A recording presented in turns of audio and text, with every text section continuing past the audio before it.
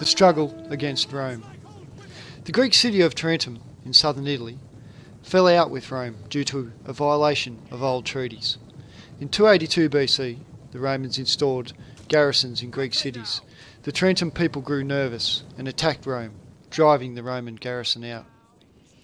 Tarentum was now faced with a Roman counterattack and certain defeat, unless they could enlist the aid of a greater power like Pyrrhus. But Pyrrhus was also keen to help the Tarentines, as he wanted to carve out new territories in Italy. So when they asked Pyrrhus to lead the war against Rome, he agreed. First, he made an alliance with Ptolemy Sobranes, king of Macedon, his most powerful neighbour, to secure Epirus from attack while he was campaigning in Italy.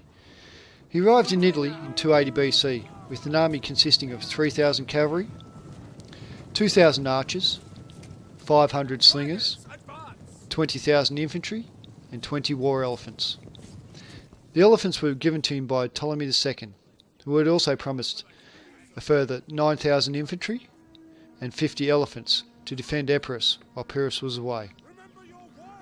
Due to his superior cavalry, elephants, and phalanx, Pyrrhus defeated the Romans, led by consul Publius Labienus, in the Battle of Heraclea in 280 BC. The casualties of the Romans were 7,000, while Pyrrhus lost 3,000. Another source says Roman casualties were 15,000 and Pyrrhus lost 13,000. After the battle, many minor tribes and Greek city-states joined Pyrrhus. He then offered Rome a peace treaty, which Rome promptly refused.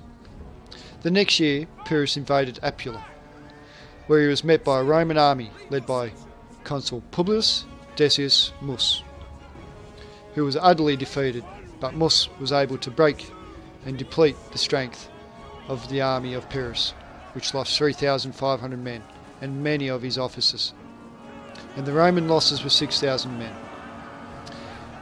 Pyrrhus later commentated, "If we are victorious in one more battle, we shall be utterly ruined." This is where the term Pyrrhic victory originates. In 278 BC, Pyrrhus received two simultaneous offers. The Greek cities in Sicily asked him to come and drive out the Carthage forces. At the same time, the Macedons were invaded by Gauls, and they killed the Macedon king Ptolemy Caranus. So they asked Pyrrhus to take the throne of Macedon. Pyrrhus decided that Sicily offered him a greater opportunity and transferred his army there. Soon after landing in Sicily, he lifted the siege of Syracuse from the Carthaginians. In the same year, Pyrrhus was declared king of Sicily. He was already making plans for his son Helenus to be king of Sicily, and his other son Alexander to be king of Italy. In 277 BC, Pyrrhus captured Eryx. This prompted the other Carthaginian-controlled cities to defect to Pyrrhus. In 276 BC, he negotiated a peace with the Carthaginians, and they came to terms with his office, supplying him money, ships, and they were now on friendly relations. The Greek cities of Sicily were opposed to making peace with Carthage because the Carthaginians still controlled the powerful fortress of Lilybaeum.